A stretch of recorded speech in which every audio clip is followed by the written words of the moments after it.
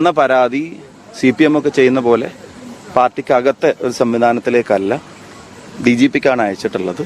ഇനി ലീഗലായിട്ട് കാര്യങ്ങൾ നടക്കട്ടെ എന്നാണ് പറഞ്ഞിട്ടുള്ളത്. ഒരു ചോദ്യം ഞാൻ പറഞ്ഞു, നിങ്ങൾ ഒരു ചോദ്യം, CPM സമാനമായ സാഹചര്യങ്ങൾ എന്താണ് കേരളത്തിൽ ചെയ്തത്?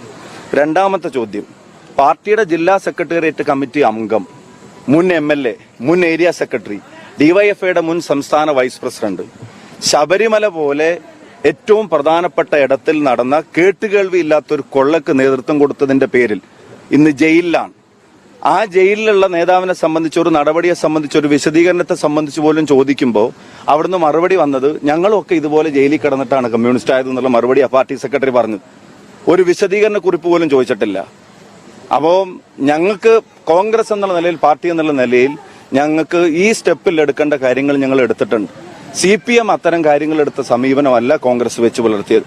ശബരിമല പ്രശ്നത്തെ ലഘൂകരിച്ച് കാണാൻ കഴിയുകയില്ല.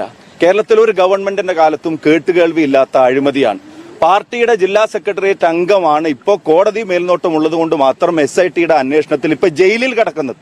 ആ ജയിലിൽ കിടക്കുന്ന ആൾക്കെതിരെ ഒരു ഷോക്കോസ് നോട്ടീസ് പോലും കൊടുക്കാൻ ഇഷ്യൂ ചെയ്യാനോ, എന്താണ് അന്വേഷിക്കുന്നു പറയാനോ, അല്ലെങ്കിൽ ചെയ്തത് ശരിയല്ല നടപടിയെടുക്കുമെന്ന് പറയാനോ ഒന്നും ഇതുവരെ ഒരു CPM നേതാവിനെയും കണ്ടിട്ടില്ല.